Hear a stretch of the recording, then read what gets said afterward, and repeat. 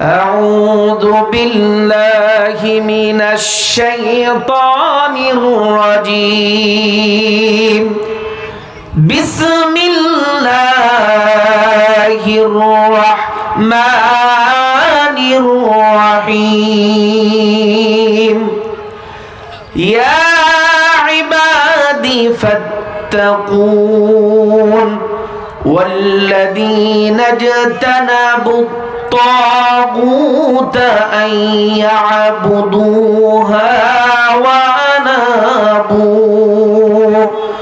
وأنابوا إلى الله لهم البشرى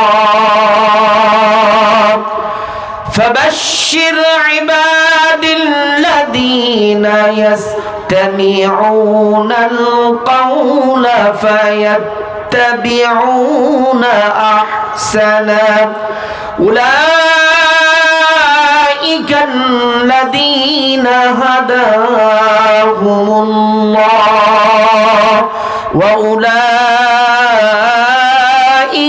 هم أولو الألباب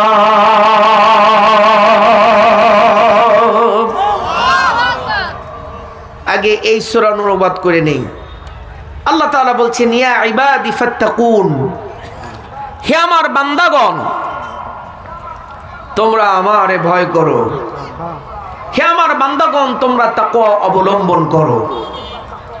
ওয়াল্লাযীনা ইজতানাবুত তাগুতা আইয়াবুদুহা, আর যারা তাগুতের ইবাদতকে পরিহার করেছে, ওয়া আনাবু ইলাল্লাহ, যারা তাগুতি শক্তির বন্দেগী উপাসনা দাসত্বকে পরিহার করে আল্লাহর অভিমুখী হয়েছে, লাহুমুল বুশরা, তাদের জন্য রয়েছে সারপ্রাইজ, তাদের জন্য রয়েছে পুরস্কার। ফাবাশশির ইবাদিল্লাযীনা ইস্তামিউনাল কওল, হে নবী আপনি আমার বান্দাদের, ওই সমস্ত বান্দাদেরকে আপনি জান্নাতের শুভ সংবাদ শুনিয়ে দেন যারা কোরআন শোনে। জোরে বলেন না কি শোনে? আরে বলেন না কেন কি শোনে? ফাবাশশির ইবাদিল্লাযীনা ইস্তামিউনাল কওল, হে নবী আপনি আমার বান্দাদের মধ্যে তাদেরকে শুভ সংবাদ জানিয়ে দেন যারা কোরআন শ্রবণ করে, যারা কোরআন শুনে। ফায়াত্তাবিউনা আহসানা, এই বিধিবিধানগুলোর মধ্যে যেটা সবচেয়ে উত্তম আহসান সেটার অনুসরণ করে। উলাইকাল্লাযীনা হাদাহুমুল্লাহ, এরাই হচ্ছে ওই সমস্ত ব্যক্তিবর্গ যাদেরকে আল্লাহ তাআলা হেদায়েত দিয়েছেন, আল্লাহ তাআলা সৎ পথ প্রদর্শন করেছেন। ও উলাইকা হুম উলুল আলবাব, আর এরাই হচ্ছে সবচেয়ে সফিস্টিকেট, সবচেয়ে ম্যারিটোরিয়াস, সবচেয়ে নলেজেবল পারসন, সবচেয়ে জ্ঞানী। সূরা তালাকের যে আয়াত দ্বয় তেলাওয়াত করেছি সেখানে আল্লাহ রাব্বুল আলামিন বলছেন وَمَن يَتَّقِ اللَّهَ يَجْعَل لَّهُ مَخْرَجًا وَيَرْزُقْهُ مِنْ حَيْثُ لَا يَحْتَسِبُ وَمَن يَتَوَكَّلْ عَلَى اللَّهِ فَهُوَ حَسْبُهُ إِنَّ اللَّهَ بالغ أمره قد جعل الله لكل شيء قدرا ومن يتق الله يجعل له مخرجا, যে ব্যক্তি আল্লাহকে ভয় করে, যে ব্যক্তি তাকওয়া অবলম্বন করে, ইয়াজআল লাহু মাখরাজা, আল্লাহ তাআলা তাকে সকল বিপদ থেকে মুক্ত হওয়ার পন্থা, রাস্তা আল্লাহ তার জন্য বের করে দেন। সুবহানাল্লাহ। যে ব্যক্তি তাকওয়া অবলম্বন করে, যে ব্যক্তি মুত্তাকি হয়, আল্লাহ তাআলা বলছেন ইয়াজআল লাহু মাখরাজা, আল্লাহ তাআলা তার জন্য সব রাস্তা বের করে দেন, সমগ্র বিপদ থেকে নিষ্কৃতি পাবা আল্লাহ তাআলা তার কাছে পন্থা আল্লাহ তাআলা বের করে দেন। ওয়ায়ারযুকুহু মিন হাইসু লা ইয়াহতাসিব, আর আল্লাহ তাআলা তাকে এমন জায়গা থেকে রিজিকের ব্যবস্থা করেন, এমন জায়গা থেকে তার রিজকের আল্লাহ রাব্বুল আলামিন ব্যবস্থাপনা করেন সে কল্পনাও করতে পারে নাই। ওয়া মান ইয়াতাওয়াক্কাল আলাল্লাহি ফাহুয়া হাসবু, আর যে ব্যক্তি আল্লাহর উপর ভরসা করে, যে ব্যক্তি আল্লাহর উপর তাওয়াক্কুল করে, আল্লাহ বলছেন আমি আল্লাহ তার জন্য যথেষ্ট। জোরে বলুন না সুবহানাল্লাহ। ইন্নাল্লাহা বালিগু আমরি, অবশ্যই আল্লাহ যে কথা বলেছেন ই তো পড়বে। যে ব্যক্তি তাকওয়া অবলম্বন করে তাকে নিষ্কৃতির পথ বের করে দেন, তার রাস্তা বের করে দেন, তাকে এমন জায়গা থেকে রিজিক দেন সে কল্পনা করতে পারে নাই।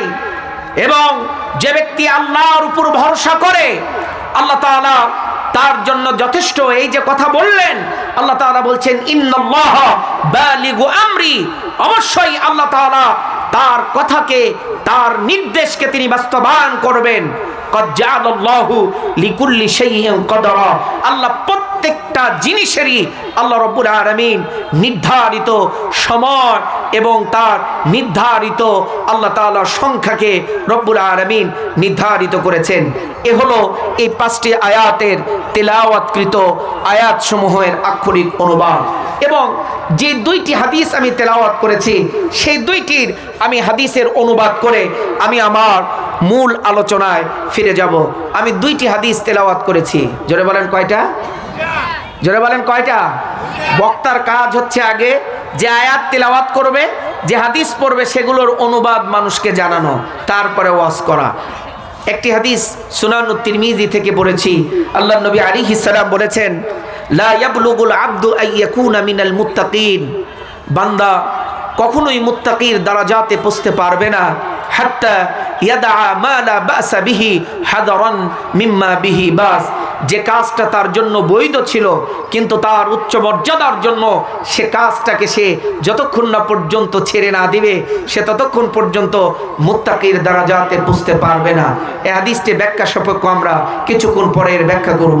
আরেকটি হাদিস আমি যে ইবনে মাজাহ এবং নাসাই এবং মুসনাদ আহমদ থেকে আপনাদের সম্মুখে পাঠ করেছি। নবী করিম সাল্লাল্লাহু আলাইহি সাল্লামের অত্যন্ত জলিলুল কদর সাহাবী নাম হযরত আবু যর আল গিফারি রাদিয়াল্লাহু তাআলা আনহু, তিনি এই হাদিসটির রাবি, তিনি হাদিসটি রিওয়ায়াত করছেন। তিনি বলছেন নবী করিম সাল্লাল্লাহু আলাইহি সাল্লাম বলেছেন ইন্নী লা আরিফু আয়াতান, আমি কোরআনের একটা আয়াত জানি। সবাই মাথা ঠান্ডা করেন, একটু দুরূদ শরীফ পড়েন। আল্লাহুম্মা সাল্লি আলা সাইয়্যিদিনা ওয়া মাওলানা মুহাম্মদ ওয়া আলা আলিহি ওয়া সাহবিহি ওয়া বারিক ওয়া সাল্লিম। আল্লাহ তাআলা আমাদের এই কথাগুলো যেন বুঝার আল্লাহ তাআলা সেই সক্ষমতা আল্লাহ তাআলা আমাদের দান করেন। জোরে বলেন আমিন। জোরে জোরে জোরে বলেন আমিন। নবী করিম সাল্লাল্লাহু আলাইহি সাল্লাম বলছেন ইন্নী লা আরিফু আয়াতান, আমি কোরআনের একটি আয়াত জানি, আমি কোরআনের একটি আয়াত সম্পর্কে জানি। লাউ আখাদান নাসু কুল্লুহুম বিহা লাকাফাতহুম, এই একটি আয়াত মানুষ যদি ধারণ করত, একটি আয়াত মানুষ যদি গ্রহণ করত তাহলে তাদের দুনিয়া এবং আখিরাতের মুক্তির জন্য এই একটি আয়াতই তাদের জন্য যথেষ্ট হয়ে যেত। সুবহানাল্লাহ আসতে বলবেন নাকি না বাড়িতে যা সুবহানাল্লাহ কবেন? আল্লাহর নবী আলাইহিস সালাম বলছেন আমি কোরআনের এমন একটি আয়াত জানি যে আয়াত যদি প্রত্যেকটা মানুষ গ্রহণ করত, সে অনুযায়ী যদি জীবন পরিচালনা করত, এই একটি আয়াতই তার জন্য যথেষ্ট হয়ে যেত। সুবহানাল্লাহ। সাহাবীরা জিজ্ঞাসা করলেন ক্বালু ইয়া রাসূলুল্লাহ আইয়াতু আয়াতিন, আপনি যে আয়াতের কথা বললেন ইন্নী লা আরিফু আয়াতান লাউ আখাদান নাসু কুল্লুহুম বিহা লাকাফাতহুম, আমি কোরআনের এমন একটি আয়াত জানি যে আয়াত যদি মানুষেরা গ্রহণ করে, মানুষেরা যদি তদ অনুযায়ী যদি আমল করে, তাদের জিন্দেগি পরিচালনা করে, তাহলে একটি আয়াত দুনিয়া এবং আখিরাতে তাদের মুক্তির জন্য যথেষ্ট। আপনি বলে দিলেন নবী আল্লাহ একটু বলে দেন আইয়াতু আয়াতিন, ওই আয়াতটা কোনটা? আমি যে আয়াত তিলাওয়াত করেছি সূরা তালাকের, ওই আয়াত নবী করিম সাল্লাল্লাহু আলাইহি ওয়াসাল্লাম সাহাবীদেরকে জানায়া দিলেন, আমার সঙ্গে একটু ওই বরকতমণ্ডিত আয়াতটা একটু পড়েন। ওয়া মাইয়াত্তাকিল্লাহা, পড়ুন, যারা পড়তে পারেন তারা পড়বেন, আর যারা পড়তে পারেন না তারাও জবান নাড়াবেন, যাতে করে আল্লাহ তাআলা আপনার আমাদের জবানকে আল্লাহ তাআলা মঞ্জুর করে নেয়। জোরে বলেন আমিন। ওয়া মাইয়াত্তাকিল্লাহা ইয়াজআল লাহু মাখরাজা, ওয়া মাইয়াত্তাকিল্লাহা ইয়াজআল লাহু মাখরাজা ওয়া ইয়ারযুকুহু মিন হাইসু লা ইয়াহতাসিব। যে ব্যক্তি তাকওয়া অবলম্বন করে, যে ব্যক্তি আল্লাহর ভয় হৃদয়ের মধ্যে ধারণ করে, যে ব্যক্তি আল্লাহকে ভয় করে চলে, আল্লাহর শাস্তি এবং আল্লাহর গোসা থেকে নিজেকে নিবৃত রাখে, আমার আল্লাহ রব্বুল আলামিন বলেন ইয়াজআল লাহু মাখরাজা, রব্বুল আলামিন তার সমগ্র বিপদ আপদ থেকে, সকল কণ্টকাকীর্ণ অবস্থান থেকে রব্বুল আলামিন তার নিষ্কৃতির পথ আল্লাহ তাআলা তার গায়েবী ভাবে তার জন্য ব্যবস্থা করে দেন।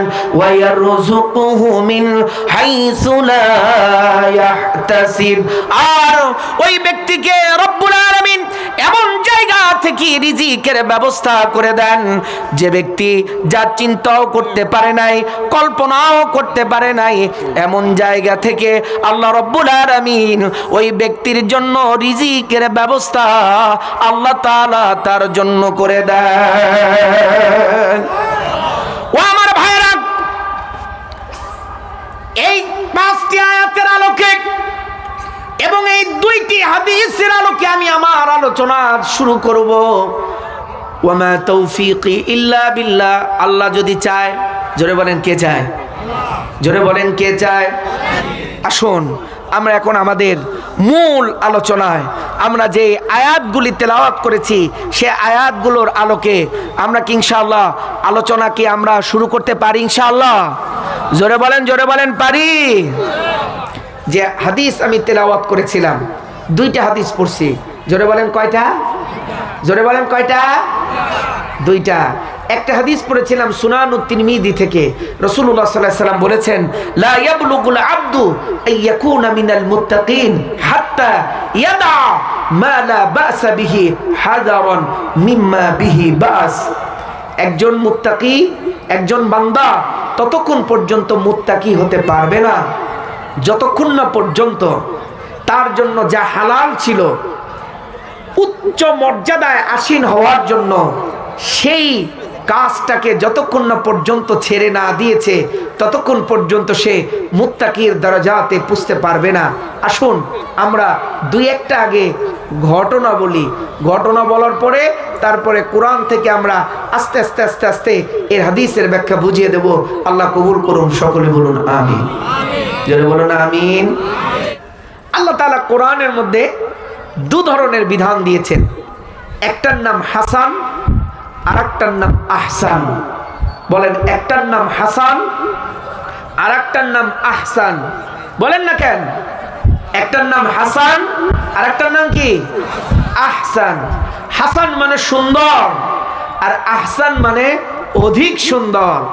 যে ব্যক্তি মুত্তাকি হবে সে অধিক সুন্দরের উপর আমল করবে। চিৎকার দিয়ে বলুন না সুবহানাল্লাহ। একটু পরে আমি যাব, এগুলো আস্তে আস্তে আস্তে আস্তে বুঝাবো। রাজি আছেন আপনারা ইনশাআল্লাহ? কষ্ট হবে? কষ্ট হবে? আসেন আপনাদের কাছে আমি 3টি কোরআনের আয়াত পাঠ করব, তারপরে আমি আপনাদেরকে একটু একটু বুঝাবো। 1 নম্বর আয়াত সূরা বাকারার 271 নং আয়াত। আমার আল্লাহ রাব্বুল আলামিন বলছেন ইন তুবদুস সাদাকাতি ফানি'মাহি ওয়া ইন তুখফুহা ওয়া তু'তুহাল ফুকারা ফাহুয়া খায়রুল লাহুম। আমার আল্লাহ সূরা বাকারার 271 নং আয়াতে কারিমার মধ্যে বলেন ইতুবদুস সাদাকাতি ফানি'মাহি, তোমরা যদি প্রকাশ্যে দান করো এটা ভালো। ওয়া ইন তুখফুহা ওয়া তু'তুহাল ফুকারা ফাহুয়া খায়রুল লাহুম, আর যদি এই দানটাকে নীরবে নিভৃতে যদি কাউকে না জানিয়ে এটা যদি দরিদ্রদের কাছে পৌঁছে দাও তাহলে এটা আরো অনেক ভালো। তাহলে কয়টা পাইলাম বিধান বলেন? দুইটা। জোরে বলেন কয়টা? এক নম্বর, যদি প্রকাশ্যে দান করি এটা ভালো, কিন্তু যদি ওই দানটাকে যদি আমি নীরবে নিভৃতে যদি একেবারে গোপনে কাউকে না জানিয়ে যদি দরিদ্রের কাছে পৌঁছিয়ে দেই তাহলে আমার আল্লাহ কয় ফাহুয়া খায়রুল লাহুম, ওইটা আরো অনেক ভালো। তাহলে আয়াতের মধ্যে বিধান কয়টা হলো? একটু বুঝা, কোরআন থেকে এখন তাফসির বুঝাবো, একটু মাথা অন্যদিকে দিবেন না। তাহলে আল্লাহ আপনাদেরকে আমাদেরকে যেন আল্লাহ তাআলা বুঝার যাতে আল্লাহ তৌফিক দান করেন। জোরে বলেন আমিন।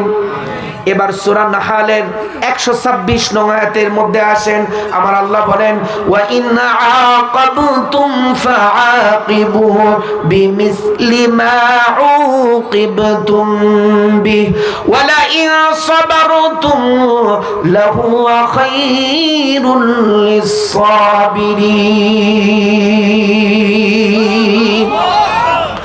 ওয়া ইন আকাবতুম ফাআকিবু বিমিসলি মা উকিবতুম বিহি, তোমরা যদি প্রতিশোধ গ্রহণ করো তাহলে ততটুকু প্রতিশোধ গ্রহণ করতে পারবে যতটুকু তোমাদেরকে আঘাত করা হয়েছে, কষ্ট দেওয়া হয়েছে, ততটুকু তোমরা প্রতিশোধ গ্রহণ করতে পারবে। ওয়ালা ইন সাবারতুম, আর যদি প্রতিশোধ গ্রহণ না করে যদি তোমরা ধৈর্য ধারণ করো, যদি তোমরা সবর করো, লাহু খায়রুল লাহুম, এটা তাদের জন্য অনেক উত্তম। তাহলে দুইটা বিধান, একটা হলো প্রতিশোধ গ্রহণ করলে যতটুকু আঘাত পেয়েছেন ততটুকু প্রতিশোধ গ্রহণ করা জায়েজ, আর একটা হলো যদি সবর করেন, ধৈর্য ধরেন, তাহলে এটা আরো অনেক উত্তম, সবরকারীদের জন্য অনেক উত্তম। তাহলে দুইটা বিধান হলো। আবার আসেন সূরা নূরের 60 নং আয়াতে কারিমার মধ্যে আল্লাহ রাব্বুল আলামিন বলেন ওয়াল কাওয়াইদু মিনান নিসাইল লাতি লা ইয়ারজুনা নিকাহান ফালাইসা আলাইহিন্না জুনাহ ফালাইসা আলাইহিন্না জুনাহুন আন ইয়াদআনা সিয়াবাহুন্না গায়রা মুতাবাররিজাতিন বিজিনা ওয়া আন ইস্তা'ফিফনা খায়রুন লাহুম ওয়াল্লাহু সামিউন আলীম। ওয়াল কাওয়াইদু মিনান নিসা, আর মেয়েদের মধ্যে যারা বয়োবৃদ্ধ, মেয়েদের মধ্যে যারা বয়স্ক হয়ে গিয়েছে, যারা অতিশয় প্রবীণা, তারা যদি যাদের বিবাহের আর যাদের সম্ভাবনা নেই, বিবাহ বন্ধনে আবদ্ধ হওয়ার যাদের সম্ভাবনা নেই, তারা যদি তাদের সৌন্দর্য ব্যতি রেখে যদি উপরের বোরকা খুলে রাখে, আমার মায়েরা যারা পর্দার অন্তরালের মা বোনেরা ভালো করে শুনেন, আমার আল্লাহ সূরা নূরের 60 নং আয়াতে কারিমার মধ্যে বলছেন ওয়াল কাওয়াইদু মিনান নিসাইল লাতি লা ইয়ারজুনা নিকাহান, আর যারা মহিলাদের মধ্যে যারা বয়োবৃদ্ধা হয়ে গিয়েছে, যারা প্রবীণা হয়ে গিয়েছে, তারা যদি যাদের বিবাহের বন্ধনে আবদ্ধ হওয়ার আর কোনো সম্ভাবনা নেই, তারা যদি তাদের সৌন্দর্য প্রদর্শন ব্যতি রেখে উপরের বোরকা খুলে রাখে, উপরের যদি চাদর খুলে রাখে, বহির্বার যদি খুলে রাখে, আমার আল্লাহ কয় এতে তাদের কোনো পাপ হবে না, এতে তাদের কোনো গুনাহ হবে না। ওয়া আইয়াস্তাফিফনা খায়রুল লাহুন, তবে তারা যদি ঢেকে রাখে, তারা যদি পর্দা করে, তারা যদি বোরকা পরে, এটা তাদের জন্য অনেক উত্তম, এটা তাদের জন্য অনেক কল্যাণ। তাহলে এই আয়াতের মধ্যে আল্লাহ বিধান দিলেন দুইটা। জোরে বলেন কয়টা? একটু চিৎকার দিয়ে বলেন কয়টা? আমি আপনাদেরকে কিন্তু তাকওয়া বোঝাতে চাচ্ছি। তাকওয়া জিনিসটা কি, ওই দিকে আমরা যাব। আল্লাহ তাআলা আমাদের বোঝার তৌফিক দান করুক। জোরে বলুন না আমিন। 3টি আয়াত তেলাওয়াত করেছি সূরা বাকারার 271 নং আয়াত। এই আয়াতের মধ্যে আল্লাহ বলেছেন, তোমরা যদি প্রকাশ্যে দান করো এটা উত্তম, কিন্তু যদি গোপনে নীরবে নিবৃতে দরিদ্রদের কাছে দান যদি পৌঁছে দাও তাহলে এটা আরো অনেক উত্তম। বিধান দুইটা, একটা উত্তম আর একটা অতি উত্তম। দ্বিতীয় আয়াতের মধ্যে সূরা আন-নাহলের 126 নং আয়াতে কারিমার মধ্যে আমার আল্লাহ বলেছেন, যদি তোমরা প্রতিশোধ গ্রহণ করো, ওয়া ইন আকাবতুম ফাআকিবু বিমিসলি মা উকিবতুম বি, যদি তোমরা প্রতিশোধ গ্রহণ করো তাহলে অতটুকু প্রতিশোধ গ্রহণ করবে যতটুকু তোমাদেরকে আঘাত করা হয়েছে। আর যদি তোমরা ধৈর্য ধারণ করো, সবর করো, তাহলে এটা উত্তম সবরকারীদের জন্য। এখানেও দুইটা বিধান, একটা উত্তম আর একটা অতি উত্তম।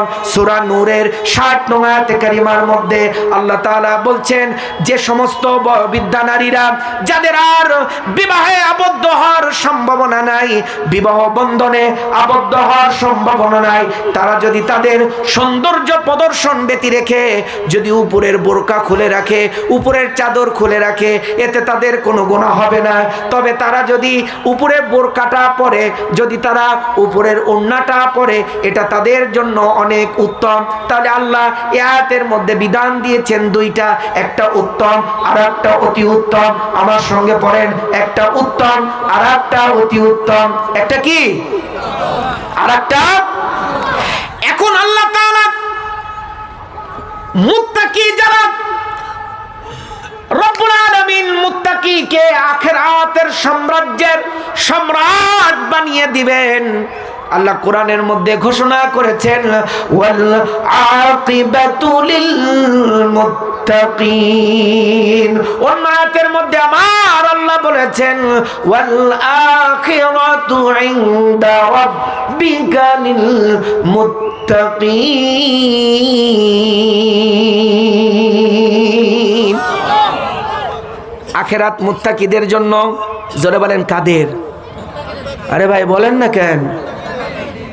আখিরাত মুত্তাকিদের ওই সম্রাট বানায় দিবেন আল্লাহ।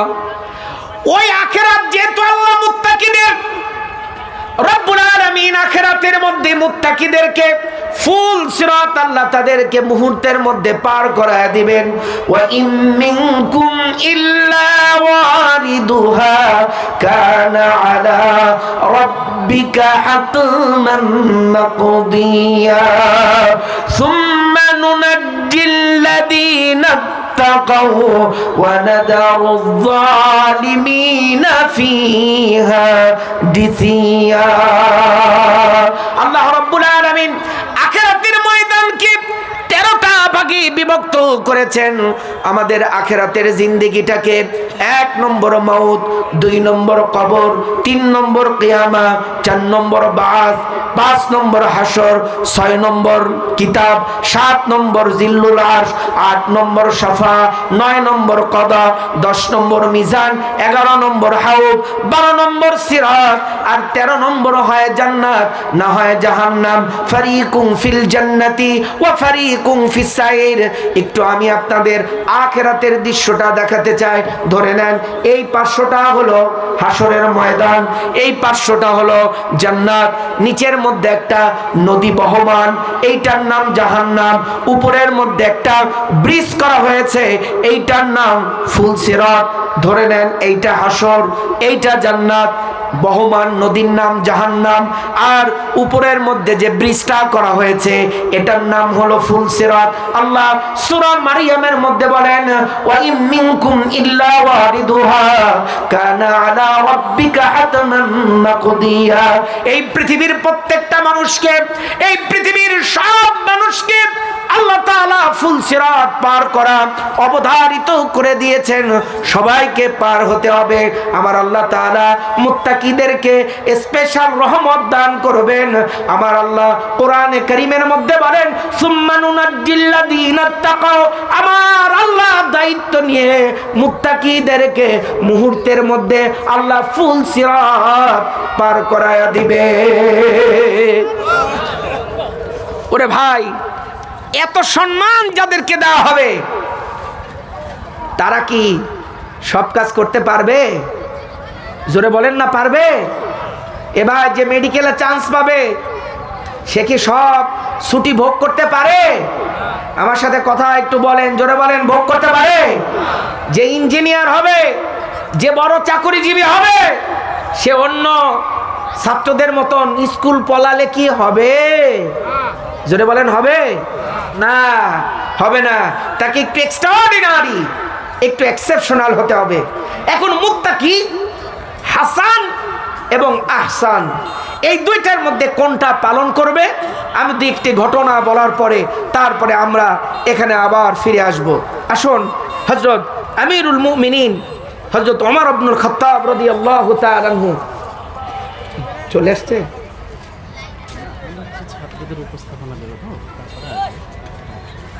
আচ্ছা, আমিরুল মুমিনিন হযরত ওমর ইবনুল খাত্তাব রাদিয়াল্লাহু তাআলা আনহু।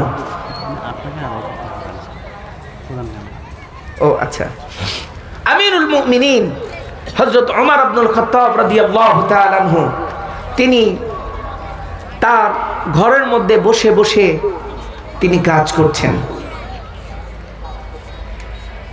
এমন তো অবস্থায় এক ব্যক্তি হযরত ওমর রাদিয়াল্লাহু তাআলা আনহুর কাছে এসে সালাম দিলেন, বললেন, হযরত আপনার কাছে আমার একটা জিজ্ঞাসা করার আছে, একটা মাসালা জানার আছে। হযরত ওমর রাদিয়াল্লাহু তাআলা আনহু তার কাজকে বন্ধ রেখে ওই ব্যক্তিকে জিজ্ঞাসা করলেন, তুমি আগে বলো, তুমি কি আমার রাষ্ট্রের কোনো তথ্য সম্পর্কে জানতে এসেছো নাকি তোমার ব্যক্তিগত কোনো মাসালা জানতে চাও? ওই ব্যক্তি বলেন, ভাই, আমার একটি মাসালা, ব্যক্তিগত জিজ্ঞাসা আপনার কাছে করতে এসেছি। আমিরুল মুমিনিন তার ঘরের মধ্যে যে বাতিটা জ্বলতেছিল, যে প্রদীপটা জ্বলতেছিল, এই প্রদীপটা ফু দিয়ে নিভায়া দিলেন। লোকটা জিজ্ঞাসা করলেন, আমিরুল মুমিনিন, আপনার ঘরের মধ্যে তো আর কোনো বাতি নাই, বাতিটা কেন আপনি নিভায়া দিলেন? বাতিটা কেন আপনি বন্ধ করে দিলেন? হযরত ওমর রাদিয়াল্লাহু তাআলা আনহু বলেন, ও আমার ভাই, তোমার সামনে যে বাতিটা জ্বলতেছিল ওই বাতিটা রাষ্ট্রের অর্থ দিয়ে কেনা, রাষ্ট্রের টাকা দিয়ে এই বাতিটা কেনা। রাষ্ট্রের কাজ করতেছিলাম, রাত্রে রাষ্ট্রের হিসাব নিকাশের কাজ করতেছিলাম। এই জন্য রাষ্ট্রের কাজ করার সময় রাষ্ট্রের বাতি জ্বালিয়েছিলাম। এজন্য শুরুতে তোমাকে জিজ্ঞাসা করে নিয়েছি, তুমি কি ব্যক্তিগত জিনিস জিজ্ঞাসা করবা নাকি রাষ্ট্রের কোনো তথ্য জিজ্ঞাসা করবা? তুমি যখন বলেছ আমি আমার ব্যক্তিগত জিনিস জিজ্ঞাসা করতে চাই, তখন আমি ওইটাকে বন্ধ করে দিলাম, ওটাকে আমি বন্ধ করে দিলাম। যেহেতু রাষ্ট্রের কোনো কাজ নয়, তোমার ব্যক্তিগত জিজ্ঞাসা, এজন্য বাতিকে বন্ধ করে দিলাম। এবার তোমার সাইল, তোমার প্রশ্ন করো, তোমার প্রশ্নের উত্তর আমি জবাব দেই। আমার ভাইরা, তাকওয়ার সর্বোচ্চ পর্যায়ে আমাদের ভারতীয় উপমহাদেশের মধ্যে দারুল উলুম দেওবন্দ যেমন বড় মাদ্রাসা, এরকম আরেকটি বড় মাদ্রাসা ভারতের মাজাহিরুল উলুম সাহারানপুর। এই সাহারানপুরের তদানীন্তনকালীন সময় একজন মুহতামিম ছিলেন, নাম ছিলেন তার মাওলানা এনায়েত এলাহি রহমাতুল্লাহি আলাইহি। আমাদের বাংলাদেশের অন্যতম খ্যাতনামা আলেম মুহাম্মদুল্লাহ হাফিজ জি হুজুর রহমাতুল্লাহি আলাইহি, যিনি তামাম বাংলাদেশে প্রেসিডেন্ট ইলেকশন করেছিলেন বটগাছ মার্কায়। আপনারা যারা প্রবীণ আছেন তারা জানেন, সারা বাংলাদেশের প্রেসিডেন্ট ইলেকশন করেছিলেন বটগাছ মার্কায়। হাফেজি হুজুর রহমাতুল্লাহি আলাইহির সরাসরি উস্তাদ ছিলেন মাওলানা এনায়েত এলাহী রহমাতুল্লাহি আলাইহি। মাযাহিরুল উলুম সাহারানপুরের মুহতামিম মাওলানা এনায়েত এলাহী রহমাতুল্লাহি আলাইহির পকেটের মধ্যে সব সময় দুইটা কলম থাকতো। জোরে বলেন কয়টা? দুইটা কলম থাকতো। একটা কলম নিজের অর্থ দিয়ে কেনা, আর একটা কলম অফিসের অর্থ দিয়ে কেনা। তিনি যখন অফিসের কার্যাদি সম্পাদন করতেন তখন তিনি অফিসের টাকার কলম দিয়ে তিনি লিখতেন, আর যখন তিনি ব্যক্তিগত কাজ করতেন, বাড়ির কাজ করতেন, নিজের কোনো কাজ করতেন, নিজের টাকার কলম দিয়ে তিনি কিনতেন। ও আমার ভাই, একটু বোঝাচ্ছি, এই যে দুইটা বোঝালাম, একটা হাসান একটা আহসান, এখন আপনি কোনটা মানবেন? মুত্তাকি যদি হতে চান, যে হাদিসটা শুরুতে পড়েছিলাম, লা ইয়াবলুগুল আবদু আইয়াকুনা মিনাল মুত্তাকিন, আল্লাহর নবী আলাইহিস সালাম বলছেন, বান্দা ততক্ষণ পর্যন্ত মুত্তাকির দ্বারা পান্তে পুষতে পারবে না, মুত্তাকির পদমর্যাদায় যেতে পারবে না, যতক্ষণ না পর্যন্ত হাত্তা ইয়াদা মা লা বাসা বিহি হাদারান মিম্মা বিহি বাস, যতক্ষণ না পর্যন্ত তার জন্য যে কাজটা জায়েজ ছিল, বৈধ ছিল, সতর্কতার জন্য সে কাজটাকে সে পরিত্যাগ না করেছে। কোনটা মানব? এই দুইটার মধ্যে, হাসান এবং আহসানের মধ্যে যে ব্যক্তি মুত্তাকি হতে চায়, আল্লাহ তাআলা তার জন্য আহসানের বিধান দিয়েছেন। সূরা মুলকের মধ্যে যেমন আপনারা পড়েন, তাবারাকাল্লাযী বিয়াদিহিল মুলক, আমার সঙ্গে একটু পড়ুন, তাবারাকাল্লাযী বিয়াদিহিল মুলক ওয়া হুয়া আলা কুল্লি শাইইন কাদির, আল্লাযী খালাকাল মাউতা ওয়াল হায়াতা লিয়াবলুয়াকুম আইয়ুকুম আহসানু আমালা। আল্লাহ তাআলা বলছেন, আল্লাযী খালাকাল মাউতা ওয়াল হায়াতা লিয়াবলুয়াকুম, আল্লাহ জীবন এবং মৃত্যুর এই সন্ধিক্ষণ তৈরি করেছেন, এজন্য আল্লাহ তাআলা অবলোকন করবেন, আল্লাহ তাআলা দেখবেন, আল্লাহ তাআলা পর্যবেক্ষণ করবেন, আইয়ুকুম আহসানু আমালা, তোমাদের মধ্যে সবচেয়ে উত্তম আমল, সবচেয়ে আহসান আমল কে করেছে।